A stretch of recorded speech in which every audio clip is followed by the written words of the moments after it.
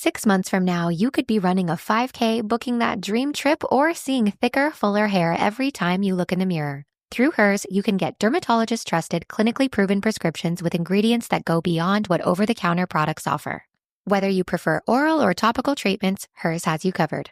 Getting started is simple. Just fill out an intake form online and a licensed provider will recommend a customized plan just for you. The best part? Everything is 100% online.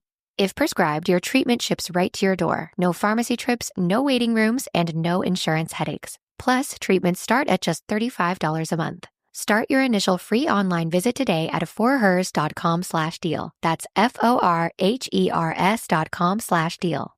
Compounded products are not FDA approved or verified for safety, effectiveness, or quality. Prescription required. Price varies based on product and subscription plan. See website for full details, restrictions, and important safety information. This podcast is brought to you by Aura. By the time you hear about a data breach, your information has already been exposed for months.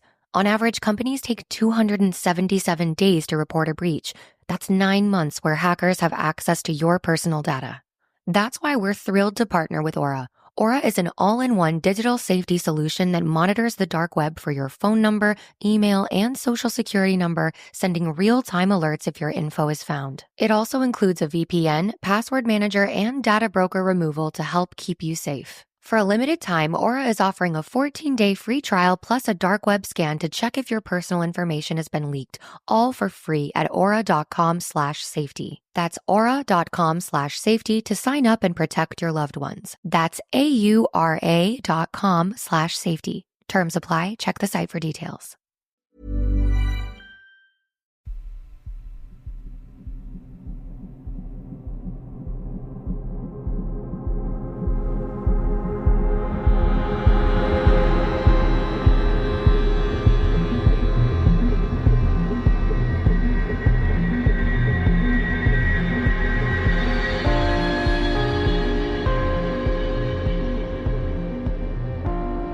Hello and welcome to episode 271 of Real Life Ghost Stories.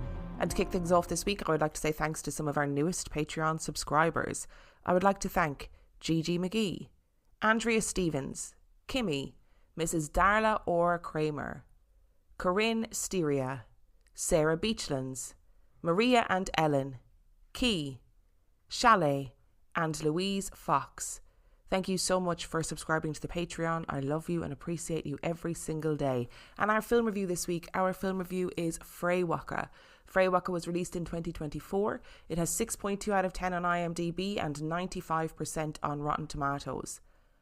Haunted by a personal tragedy, home care worker Shu is sent to a remote village to care for an agoraphobic woman who fears the neighbours as much as she fears the she. Sinister entities who she believes abducted her decades before. As the two develop a strangely deep connection, Shu is consumed by the old woman's paranoia, rituals and superstitions, eventually confronting the horrors from her own past. Now, as always, we're going to do likes and dislikes. I'm going to start with the likes. And honestly, you guys know that I love stories about Irish folklore in modern Ireland, right? Brings me such joy to see the old ways being a prominent feature in relatively mainstream horror, and it seems to be becoming more and more prevalent. Lots of Irish filmmakers are making stories that are all about Irish folklore, or at least feature Irish folklore heavily, and I'm here for it. I love it. And I think that, you know, Irish folklore, fairy stories, stories about the Banshee, all of that, I mean, they were all used to try and explain real life situations and try and delve into trauma, and in a time where people didn't have the emotional language to be able to talk about those things, they spoke about it through folklore instead. So listen, why not use it nowadays to explore similar themes of trauma and mental health issues in modern film? I love it. I think it's really important. This film tries to do a lot. Right, there is so much folklore packed into this film, and as somebody who knows quite a lot about Irish folklore, I was here for it. And this is a story where fairies are the enemy, and they are absolutely not to be messed with. And we talk about this all the time on the podcast, that fairies in Irish folklore, they are not these cute little Tinkerbell winged beings that are, you know, have become Disneyfied. Fairies are dangerous. They can change your life. They can ruin your life. They can make you sick. They can steal away your loved ones. They can make your crops fail and your animals die. You know, they were something not to be messed with. And in this story, the fairies are absolutely not to be messed with. And I am going to give a little spoiler here, in that you never actually see the fairies in this story, which I think is pretty great, because often when you go and see stories that are about fairies, they end up kind of looking like the creatures from The Descent, that caving film that terrified everybody. Like, for example, the fairies in The Watchers, I think that film that came out maybe last year, the year before, which I really didn't like. That film was all about Irish fairy folklore, and the fairies were sort of big spindly creatures. But in this, you don't actually see the fairies. And I think that is probably better, because it leaves everything to the audience's imagination in terms of what they think they look like and why this woman is so terrified of them. This film is also an Irish language film. So it just is lovely to hear your native language being spoken fluently and fluidly, and in a relatively, mainstream film, like it's available in the mainstream. And the title of the film is Fréwaka, which means roots, but it was anglicised for release outside of Ireland. So they sort of anglicised it to Freywaka. And I would recommend, don't be put off by the fact that it's an Irish language film. Obviously there's subtitles and you can follow along. There are bits of it that are in English, so it's not purely in Irish. There are elements of conversations that people have that are also in English. And I think it's really lovely to see the Irish language having a resurgence, especially in horror, like the film On Taibhse, which means the ghost, that came out, I think last year, maybe it's out this year. I haven't actually seen it yet, but I'm really excited to see it. And it's just lovely to see, stories of the old ways being explored in the native language. And also the film, it really doesn't shy away from darkness. So, the darkness of mental health, the darkness of the impact that family trauma has on us, and the darkness that can come with old age and dementia. There was a real kind of exploration of generational trauma and how we deal with grief and loss. And I always think, like I said, that it is important to explore those things, and horror is a great medium to explore this, because they're the real life horrors that people have to live through. So exploring it through horror films and the supernatural, I think, is a very powerful thing. And there are bits of this film that are frightening. There's bits of things that happen in the background that give you the heebie-jeebies. There is a lot to take in terms of, like I said, the horror of trauma, but also this supernatural horror of the fairies constantly trying to get you and drag you to their underworld. So there's a lot of, there is a lot of things to appreciate about this as a horror film. However, this does bring me to my dislikes. I just felt like the film dragged, and I could see that they were trying to create this slow burn, anxiety-inducing atmosphere. And I appreciated that, right? But I'm not sure that it was actually achieved. There were points in the film where it felt like, okay, something's got to happen now, because we're dragging on way too long. And this isn't a film that relies on jump scares and Hollywood horror, but there is a fine balance. And I don't think it quite achieved that real tense, anxiety-inducing slow burn. But I think my big issue with this film was that there was so much folklore shoved into one film, and I feel like everything needed a bit of exposition. And look, I get it, right? When you're watching a film, you don't need to spoon feed the audience. You don't need to tell them everything. You don't need to give them every little bit of expositionary detail. And it is important for audiences to figure things out for themselves and, picture things in their own way and come to their own conclusions about things. However, not everyone knows the ins and outs of Irish folklore and Irish fairy lore. And when you try and cram in too much, it all becomes a bit diluted. There were these references to straw men, for example, which isn't something that's well known even in Ireland, never mind outside of Ireland. And the straw men are these people, it's like mumming that you'd have in England, people who dress up with these big triangular straw hats, I suppose, over their heads so you can't see their faces, and it's like a wedding tradition, and they do dances and come and try and kidnap the bride. It's like a jokey thing, right? There was some of that in there. There was references to, I think, the puka, who is a creature in Irish fairy lore. There was lots of goat references, which is obviously very folkloric, and also in reference to the puka. There were fairy trees. There was things about iron, things about the fairies not liking urine, but all of this was all, you know, swirling around within this story. There was things about fairies not liking salt. There's this moment where the older woman who claims to have been kidnapped by the fairies, she's asked to describe what life was like with them, and she lists all of these really specifically Irish tragedies and horrific things. So she talks about coffin ships, she talks about babies in a septic tank, which is a reference to the Tuam baby scandal, where the bones of all these babies were found in a septic tank in what used to be a mother and baby home run by the Catholic Church. She references coffin ships, which were specifically related to the famine, and she sort of lists off all of these really specifically Irish tragedies that I'm not sure people outside of Ireland would really be able to get to grips with. So I found that quite difficult when I was watching it, because there was so much in there, but not enough of it was explained properly. And I feel like if you were a non-Irish person, even if you were an Irish person to some degree, there's too much of the folklore that you're not going to understand, and actually that will take away from your enjoyment of the story. I feel like maybe it needed to be kind of stripped back just a little bit, so that it was less confusing and more, there was room for a bit more exposition.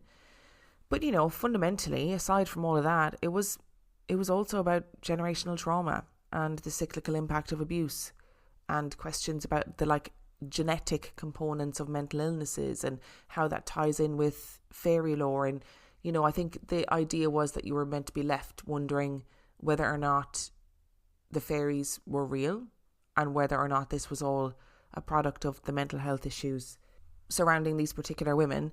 So, you know, I didn't feel like it was a waste of time watching it. And I sort of thought about it a lot after I'd finished watching it, which is kind of a good thing. And initially I wanted to give it 2 stars, but I think that was actually probably too harsh. So I think that for me, Freywaka is definitely a 3-star film. I would recommend checking it out. Don't be put off by the fact that it's an Irish language film. And I'm excited by the fact that Irish language films are kind of jumping into the mainstream a little bit, particularly in the horror genre. So that's, you know, I think that's great. And I really respect the fact that people are trying to do something different while also giving a nod to the old ways. So it's a 3 stars from me. 6 months from now, you could be running a 5K, booking that dream trip, or seeing thicker, fuller hair every time you look in the mirror. Through Hers, you can get dermatologist-trusted, clinically proven prescriptions with ingredients that go beyond what over-the-counter products offer. Whether you prefer oral or topical treatments, Hers has you covered. Getting started is simple. Just fill out an intake form online, and a licensed provider will recommend a customized plan just for you. The best part? Everything is 100% online. If prescribed, your treatment ships right to your door. No pharmacy trips, no waiting rooms, and no insurance headaches. Plus, treatments start at just $35 a month. Start your initial free online visit today at forhers.com/deal. That's FORHERS.com/deal. Compounded products are not FDA approved or verified for safety, effectiveness, or quality. Prescription required. Price varies based on product and subscription plan. See website for full details, restrictions, and important safety information. Last year, Law and Crime brought you the trial that captivated the nation. She's accused of hitting her boyfriend, Boston police officer John O'Keefe, with her car. Karen Reed is arrested and charged with second-degree murder. The 6-week trial resulted in anything but resolution. We continue to find ourselves at an impasse. I'm declaring a mistrial in this case. But now the case is back in the spotlight, and one question still lingers. Did Karen Reed kill John O'Keefe? The evidence is overwhelming that Karen Reed is innocent. How does it feel to be a cop killer, Karen? I'm Kristen Thorne, investigative reporter with Law and Crime and host of the podcast, Karen, the Retrial. This isn't just a retrial. It's a second chance at the truth. I have nothing to hide. My life is in the balance, and it shouldn't be. I just want people to go back to who the victim is in this. It's not her. Listen to episodes of Karen, the Retrial, exclusively and ad-free on Wondery Plus. This podcast is brought to you by Aura. Imagine waking up to find your bank account drained, bills for loans you never took out, a warrant for your arrest, all because someone stole your identity. Hackers aren't waiting. Why are you? That's why we're thrilled to partner with Aura. Your personal data is a goldmine for hackers, and Aura helps lock it down. Aura monitors the dark web, blocks data brokers from selling your information, includes a VPN for private browsing, and a password manager to secure your accounts before criminals break in. For a limited time, Aura is offering our listeners a 14-day free trial plus a dark web scan to check if your personal information has been leaked, all for free at aura.com/safety. That's aura.com/safety to sign up and start protecting yourself and your loved ones. That's aura.com/safety. Terms apply. Check the site for details. Which brings us to our story this week. Now, our story this week, I'm going to warn you, it's not particularly cheery. Okay, we'll talk a bit more about that at the end. But because of Sinners, which I watched a couple of weeks ago and loved, and it was full of Irish folklore, and also this film this week, Fréwaka, that was another film that was full of Irish folklore. I wanted to delve into some Irish folklore a little bit. And if you're somebody who is on Patreon, there is about 3 minutes of this that you will have heard before. So just to warn you, if you're listening to this and you're thinking, I've heard this all before, it is about 3 minutes of the story that you have heard before. I think it's also important to point out that the Great Hunger in Ireland, which is kind of what we're going to be focusing on, is predominantly referred to as the famine or the Great Famine.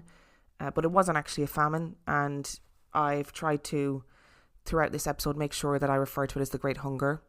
But if I do slip and say famine at any point, it is not due to ignorance. It is due to the fact that I grew up hearing about it as a famine. It is referred to as the Great Famine, but actually it is probably more correct and appropriate to call it the Great Hunger. So let's get into it. When the rot came, it was not the first time that the people had experienced it. They had felt the fear of the rot before. The Great Frost had come 100 years ago, and the people had heard stories of the devastation it had caused. That time, the oat crop had failed, and the food was scarce, disease and starvation spread, and people died in their masses. But this time it was different. When the rot came, it swept through the potato crop like a plague. The horror of realisation swelled and grew as the farmers pulled the potatoes from the ground. They plopped from the earth, black with the rot, reduced to a pulpy mush in the panicked hands of experienced men. Field after field was filled with exclamations of panic, laments to God, and children running to spread the news, desperately hoping that their field was the only one affected. The Great Hunger had come, and the island of Ireland would quite literally never be the same again. The Great Hunger lasted from 1845 to 1852.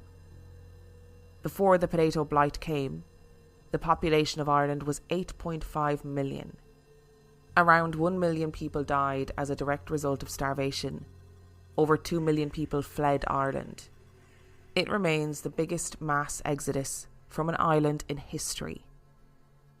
By 1901, due to the ongoing impact of the Great Hunger, the population of Ireland had plummeted from 8.5 million to 4.4 million. To this day, the population has never recovered. It is important to note that while the Great Hunger is often described as a famine, there was plenty of food growing on the island. But that food was not used to feed the poor people of the island. The food was exported, leaving the poor farmers to starve. The Great Hunger left scars on the people and the land.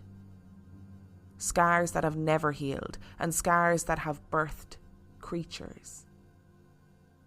Some say that these creatures are simply a psychological manifestation of the horrors of the Great Hunger, but others say that the land and the things that lived in the land were angry.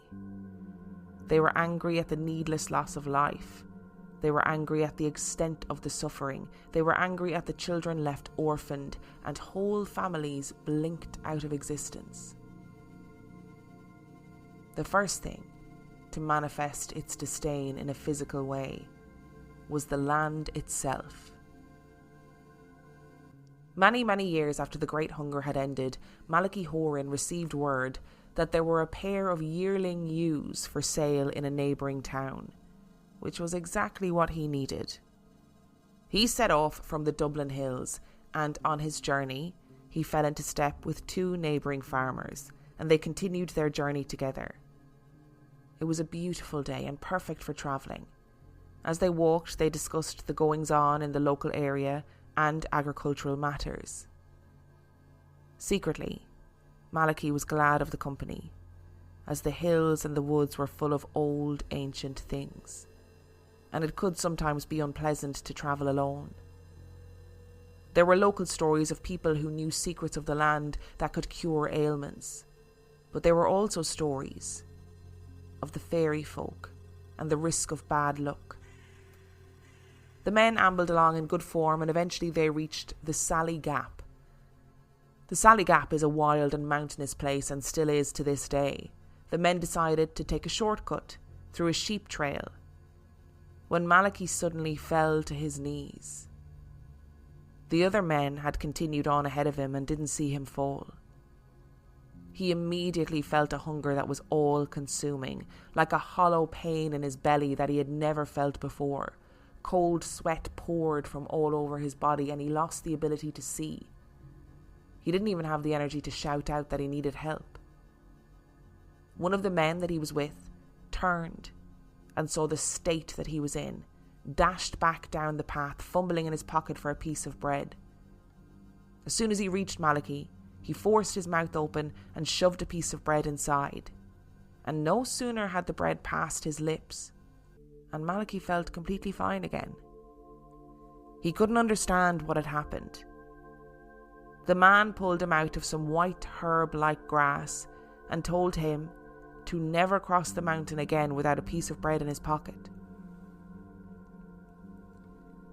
Annie Smithson was a district nurse in County Clare in the west of Ireland. She was making her way to the house of a patient, an elderly woman who lived in a tiny cottage deep in the countryside. She made her way on foot down a narrow laneway and stood on a patch of white herb-like grass, and immediately felt a hunger that she had never experienced before. She practically crawled to the door of the old woman's house. The old woman threw open the door when she saw the state that Annie was in and forced a piece of bread and some milk down her throat, and Annie was immediately restored to her perfect health. The old woman simply laughed and said, "That is simply the way of things. Bring some bread in your pocket the next time." When Annie returned to the doctor's surgery, she was still perplexed by what had happened. She recounted the tale to the doctor, who told her that he had experienced the same thing in the same place many years before. Both Annie and Malachy had stepped on hungry grass, or the fair Gorta. It is said that hungry grass came into being when the victims of the Great Hunger died alone in the countryside, and their bodies were never recovered. They were consumed by the grass, and the grass developed a curse, which afflicted everyone who stood on it with the same hunger as was felt by those who took their last breath there. It is also said that the hungry grass was cursed by the fairy folk, as revenge for the needless death of all of the victims of the Great Hunger. In reality, stories of hungry grass existed long before the Great Hunger. The myth of the hungry grass even travelled to the Ozarks with Irish immigrants, and hemp farmers were plagued by the Gorta of Missouri. Of course, tales like this were used to explain real-life incidents.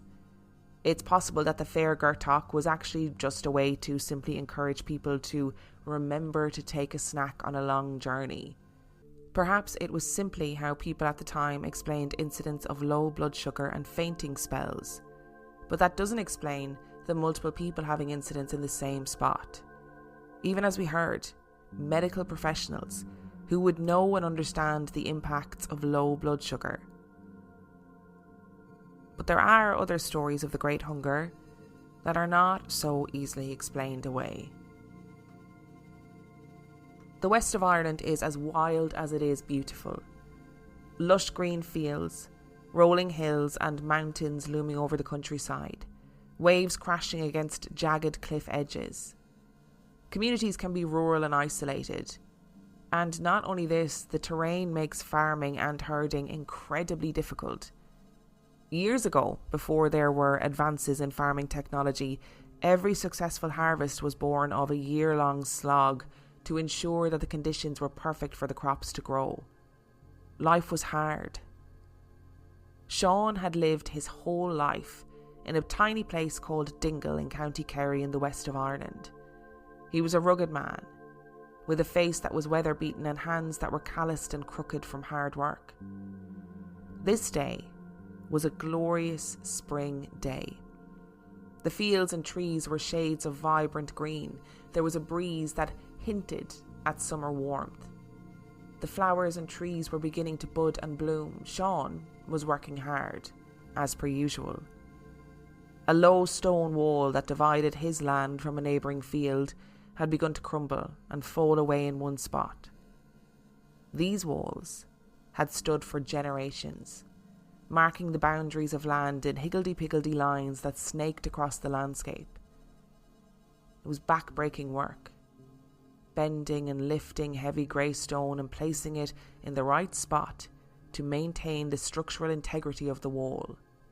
He was deep in thought, though, and barely noticed the methodical work. It was lambing season, and that meant that work for the next weeks and months would be particularly strenuous. Today was really the last day that he would have time to fix this wall. He was so deep in thought that he almost didn't notice the smell when it first hit him. A faint whiff of something on the breeze. He paused in his work, standing up straight and taking the opportunity to stretch out his back, his face upturned slightly to smell the breeze. The smell was growing stronger. It was putrid, with a sickeningly sweet edge. He knew that smell. It was the smell of death and decay. Something had died nearby, and he was immediately on high alert, terrified that it was one of his sheep. Losing livestock was part and parcel of farming, but it was always a blow when it happened, and he simply couldn't afford it. He opened his eyes to survey the scene around him, and it was the first time that he had realised that the flock had all moved. Earlier, they had been scattered around him throughout the field, lazily grazing. But now they had moved en masse and were clumped together in a far corner of the field. He knew that behaviour. Something had spooked them. Sheep are famously skittish creatures, but something about this wasn't right. Sean had an icy knot forming in his stomach, and he didn't quite know why. Something in his intuition was telling him that something was wrong, but he couldn't see anything. He couldn't see or hear any dogs that may be causing the issues. There were no other people around, but that prickling sense of danger made the hairs stand up on the back of his neck. And that smell of death was lingering in the air. He shook himself, telling himself to get it together and do a walk of the perimeter of the field to see if there was a dead animal that he had missed. Perhaps the sheep were smelling the decomposing flesh too and were avoiding it from a natural fear of disease. He had only taken a couple of steps when he looked up and caught a glimpse of something in the distance. At the far end of the field, there was a small copse of trees. Not enough to be considered a wood, but enough to provide some shelter for the flock if it was particularly hot or particularly wet. Something was moving through the trees.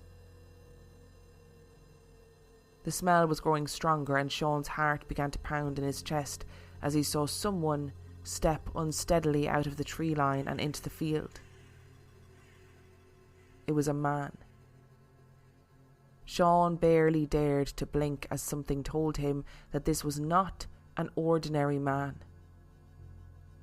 The man was shuffling slowly towards Sean, and as he grew closer, Sean's panic also began to grow. The man was tall and emaciated. He could see that even from the distance. His arms and legs seemed to be unnaturally long.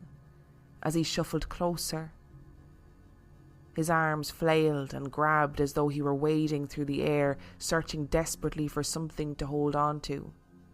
His clothes were torn and frayed, hanging in loose folds over his emaciated body. The putrid, sulphuric smell was growing stronger. Sean was rooted to his spot, unable to move, his eyes locked on this hideous man.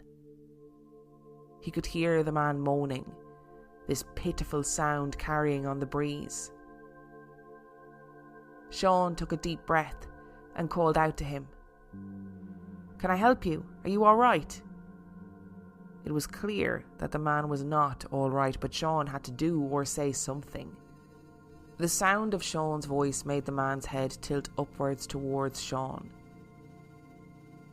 and the sight of his face made Sean's breath catch in his throat.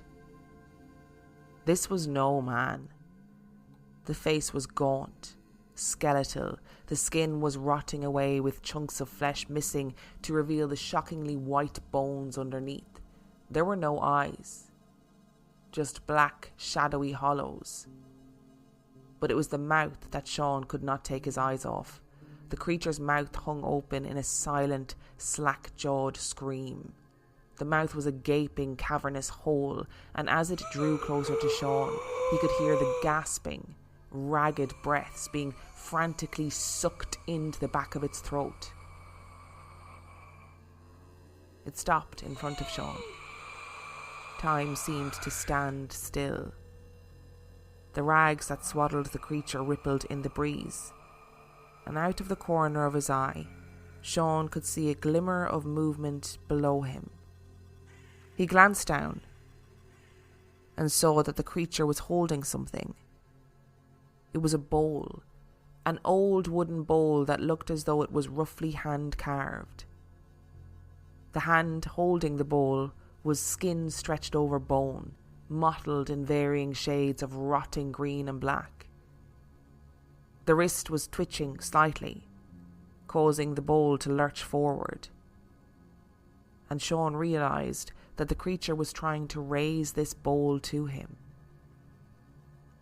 Something changed in Sean. He was still terrified, but he suddenly felt abject pity. The gasping breaths suddenly sounded desperate. The small twitches of the wrist felt pleading. Sean took a slow step back to his tools and his lunchbox. He didn't know why he was doing what he was doing, but he knew he needed to do something. Keeping his eyes fixed on the creature, he lowered his hand down and wrapped it around a piece of crusty bread. He rose up and lifted his hand to the creature, offering it the piece of bread. The creature lowered its gaze to the bread in the outstretched hand of the man, and in a flash, it dropped to its knees. The sudden movement made Sean leap backwards, but the creature meant no harm. It simply ran its skeletal hand over the grass at Sean's feet. Sean stood rooted to the spot, breathing heavily. The creature then slowly rose to its feet and turned away from Sean and began to shuffle away. And somehow, in the blink of an eye, it was gone. There was no sulphuric rotting smell. It was as though the creature had never existed. But it had been real. Sean knew that. That rotting, emaciated creature had stood before him. He had seen its rags fluttering softly in the spring breeze. Sean had never been particularly fussed by the old stories of the good people. He had friends and relatives who lived with a constant quiet dread that they would interact with the fairies at some point. But he wasn't too concerned about their existence. He wasn't even sure if he believed in them at all, and he quietly wondered if it was just an old superstition. But he knew that day that he had encountered something not of this world, and he resolved to never tell anyone what he had seen. But for that year, everything Sean touched seemed to turn to gold. He was blessed with the best of fortunes. His crop yielded a bumper harvest. He somehow seemed to have more lambs than it was possible to have in a flock of his size. His hens laid eggs in abundance. There was enough produce that his wife could sell every day at the market in town if she wanted to. That year, they made more money than they had in the previous 10 years. And things were just easier for them. They felt lighter. Things just seemed to go their way. And somehow, Sean knew that this was all because of that dark creature he had encountered that soft spring day alone in the fields. What Sean had encountered that day was the Hungry Man, or the Far Gorta. The Far Gorta does not inhabit villages or towns, but rather seems to tuck itself away in the remote corners of the land. There are varying stories as to how the Far Gorta came into being. Some say that when the Great Hunger came, and the island of Ireland was plummeted into a collective despair, it was a sorrow that was so great that the land itself mourned, and the Far Gorta grew directly from this pain. There are those who say that just before the Great Hunger, there was a fairy battle that took place deep in the heart of Connacht. From this battlefield there emerged the Far Gorta, a creature born of the fairy violence that was sent to warn the Irish people of what was to come. There are even those who say that the Far Gorta emerged from the patches of hungry grass that sprung up all over the country. Whatever his origins were, the Far Gorta is a solitary figure in fairy mythology. He is a fairy, but he remains isolated and alone. He wanders the countryside in the rural and isolated parts of the land. He is tall, gaunt, and horribly emaciated. His flesh is wearing away from his bones and his eyes are sunken and hollow. He wears rags that have faded in colour and are barely clinging to his skeletal frame. In his hand he carries an alms bowl, but he barely has the strength to grip it between his fingers. And while this creature may sound like something dark and malevolent, he isn't. The Far Gorta is considered by some to be a harbinger of bad times. Like his fairy relative the Banshee, the Far Gorta appears when there is danger afoot. Unlike the Banshee, who forewarns of the death of an individual family member, the Far Gorta warns of disasters that will impact the whole land. But he can also impact the lives of individual people, as we saw in Sean's story. There are those who have found themselves deep in the heart of the countryside and have come face to face with the Far Gorta. Those who offer him food will be rewarded for their generosity, especially their ability to show kindness when they know they will never receive anything in return. They will be rewarded with good luck and abundance. Those who refuse to help him or flee from him, those who refuse to show this pitiful creature kindness, will be cursed with misery and bad luck. The Far Gorta was born out of great sadness and loss. It is difficult for us to imagine what the roads of Ireland were like in the time of the Great Hunger. People were emaciated and desperate. Disease ripped through communities. People wandered the roads, shuffling aimlessly and looking for anything to sustain themselves for another day. People were dying on the sides of the road, simply too weak and sick with hunger to continue one step further. People were so desperate that they resorted to cannibalism. According to the Irish Times, things became so bad in Black 1847, with further famines in 1848 and 1849, that people were reduced to eating putrid pigs, donkeys and dogs. There were also incidents of cannibalism recorded in counties Cork, Kerry, Galway and Mayo. In 1849, Father Peter Ward, the parish priest of Partry in County Mayo, wrote to his archbishop, "In the village of Drumcaggy, 4 were dead together in a poor hut, brother, 2 sisters and daughter. The flesh was pulled off the daughter's arm and mangled in the mouth of her poor dead mother. Her name was Mary Kennedy. William Walsh of Mount Partry and his son were dead together. Their flesh was torn off their dead bodies by rats, and by each other. Flesh was found in their mouths. His wife and child died the week before of the hunger. Professor Cormac O'Grada, a world authority on the Great Famine and its global impact, told the documentary, "Survivor cannibalism is trying to live on the corpses of the people that predeceased you. They might be related to you, or they might not. If you don't believe that this happened or could happen, then you don't understand what famine is about." It is impossible to imagine how survivors came to terms with what they had experienced during the Great Hunger. But what we do know is that folklore is often a way in which people make sense of the world. The Far Gorta is seen by some to be a metaphor for the Great Hunger. An emaciated figure in rags that roams the countryside is a direct representation of the figures that wandered the land in search of food and shelter. The moral implications are there too.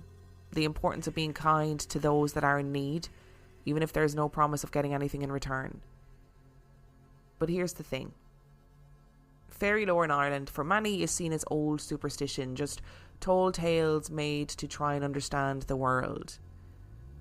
But for others, fairies are very much real and very much to be respected. We talk on the podcast all the time about how pain and suffering within a household can attract entities. What if it's the same thing here? Is it possible that the Far Gorta was born of the needless pain and suffering of the Irish people? And I'm going to say this now, right before we get into this. I could rant and rave about the Great Hunger all day. I could talk about it forever. It was needless and it was completely avoidable. And I think it's important to recognise that it remained something that could have been solved. The starvation of the people could have been alleviated had the powers that be stepped in and done something. But we're not going to rant and rave about that. I will say that I've left a link to a documentary, an Irish documentary that is called The Hunger, the Story of the Irish Famine, which is available to watch on YouTube. I've left the link to that in the description of this episode. And, you gotta take a deep breath before you watch it, but it is a very good documentary. It came out relatively recently. They do cover in the documentary the fact that when Ireland was in the grips of the Great Hunger, the Choctaw and Cherokee nations sent a donation of $800 to the Irish people, which honestly is just one of the most beautiful things, that these native communities got together any little bit of money that they could and sent it to the Irish people, knowing that they were going through hell. And there is a memorial, like a plaque of thanks to the Choctaw and Cherokee peoples in Ireland. So that was very much, that gesture was very much recognised and appreciated, even in times long after the Great Hunger. I would also recommend that if you are not somebody who grew up in Ireland, there is a brilliant trilogy of children's books that if you're an Irish person listening to this, you're immediately going to know what books I'm going to recommend. The first book is called Under the Hawthorn Tree, which is by a writer called Marita Conlon McKenna. And there are two other books that follow the story of these children who are trying to survive the famine on their own. Oh, and it is so good. There's 3 books. They're relatively short reads. They're beautiful books, and they deep dive into kind of the Great Hunger from a child's perspective. Oh, I'm pretty sure every child in Ireland read those books at some point, and they're devastating, but also brilliant. There's 3 of them, and then what happened afterwards. What happened to all the Irish people that fled Ireland on coffin ships? Like, what happened to them afterwards? Where did they go? What do they do? Where do they start their new lives? Did things go well for them? It's those 3 books are fantastic, and I would highly recommend them. But going back to the actual stories that we covered, I love these stories of old fairy lore, and the Hungry Grass in particular was a story that I wasn't familiar with, and I came across it randomly in a book a couple of years ago, this little section about the Hungry Grass. And the stories that I included about Malachy and going across the mountains, going across the Sally Gap, That's a real story, and those are real places. That's not a story that I made up. That is a story that I came across that was a first-hand like witness account. And the other story about the district nurse in the west of Ireland, again, another real story about a district nurse who stepped on this grass and immediately had this hollow gnawing hunger that had apparently happened to the doctor before her. And you kind of think, you know, I understand where these stories came from.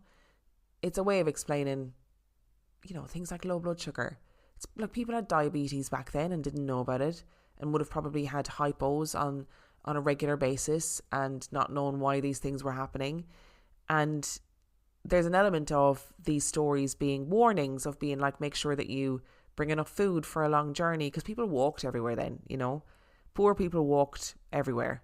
So they would have had to travel really long distances relatively regularly if they were selling their wares, or if they needed to, you know, bring cattle to market or whatever. It would have been a long walk. So I guess a part of it was about, you know, a tale of warning so that people didn't collapse and faint and get low blood sugar and all that jazz.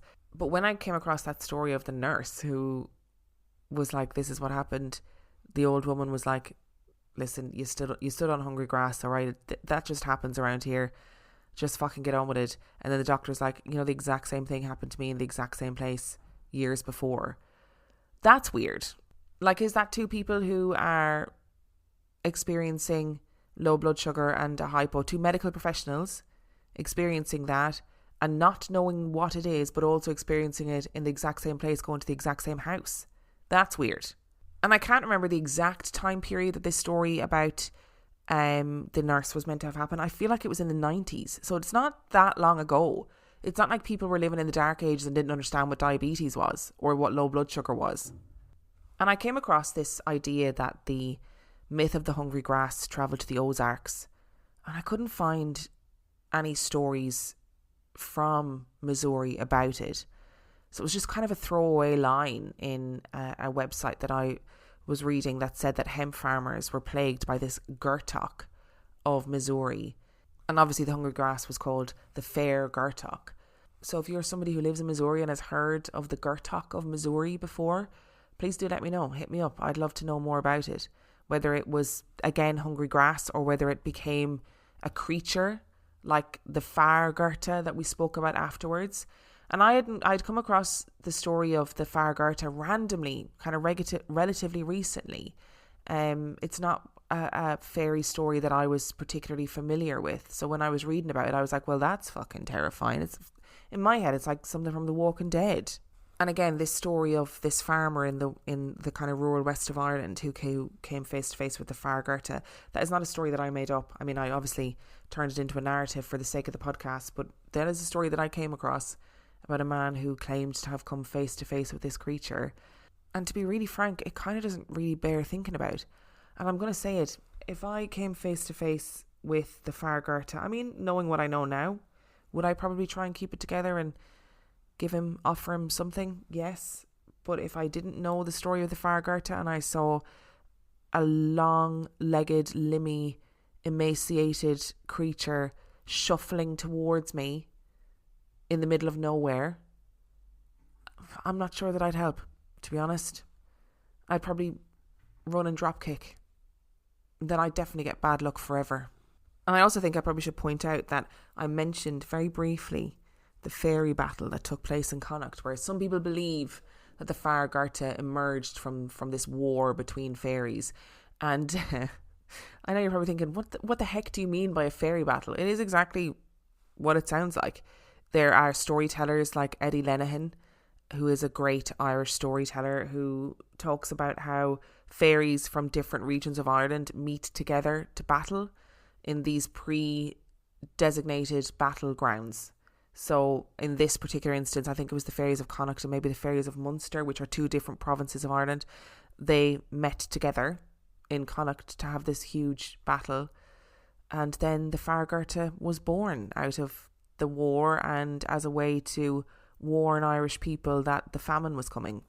And look, you see, there I am calling it a famine again, and it is so often referred to as a famine, but great hunger, I think, is the more appropriate term for it. And look, do I believe that the stories of the hungry grass and the stories of the Far Gorta are necessarily real, true things that happen and are unexplained and paranormal? No. Do I believe that people had the most horrific experience you could possibly imagine during the Great Hunger, and the trauma of what the survivors had been through? Imagine you're watching hordes of people, like literally like something from The Walking Dead, shuffling the roads, emaciated, dying where they stood. How do you make sense of that in your brain? Well, you simply turn it into a fairy story. However, like I said at the end, we've spoken loads on this podcast about how people in households who are going through negative things, whether it is parents getting divorced, whether it's mental health issues, whether it is just a time of turbulence within the family for whatever reason, weird shit starts happening. Almost like the negative energy within the household creates something separate, like a tulpa. And it would make sense that if the combined trauma of an entire nation, if that was going to create something, kind of makes sense that it would look like what we know of the Far Gorta. And to be honest, that doesn't really bear thinking about. So like I said, the link to that YouTube documentary is going to be in the description of this episode, as are all the links to where I got all the information for today's episode. And that series of books the first book is called Under the Hawthorn Tree, and it's by Marita Conlon McKenna. It's a children's book, but I would highly recommend if you want to learn about the famine and what people went through. It is genuinely a really good introduction. So thank you so much for listening to today's episode. And if you would like to send in your story, you can do so by emailing it to reallifeghoststoriespodcast@gmail.com. You can also check out the website reallifeghoststoriespodcast.com. And if you are desperate for some extra content, you can subscribe to the Patreon. That is patreon.com/reallifeghoststories, where for $5 a month or $2 a month, you can get access to heaps of extra content, as well as every single main and mini episode completely ad-free. And on that note, I shall see you next time. This podcast is brought to you by Aura. Imagine waking up to find your bank account drained, bills for loans you never took out, a warrant for your arrest, all because someone stole your identity. Hackers aren't waiting. Why are you? That's why we're thrilled to partner with Aura. Your personal data is a goldmine for hackers, and Aura helps lock it down. Aura monitors the dark web, blocks data brokers from selling your information, includes a VPN for private browsing, and a password manager to secure your accounts before criminals break in. For a limited time, Aura is offering our listeners a 14-day free trial plus a dark web scan to check if your personal information has been leaked, all for free at aura.com/safety. That's aura.com/safety to sign up and start protecting yourself and your loved ones. That's aura.com/safety. Terms apply. Check the site for details.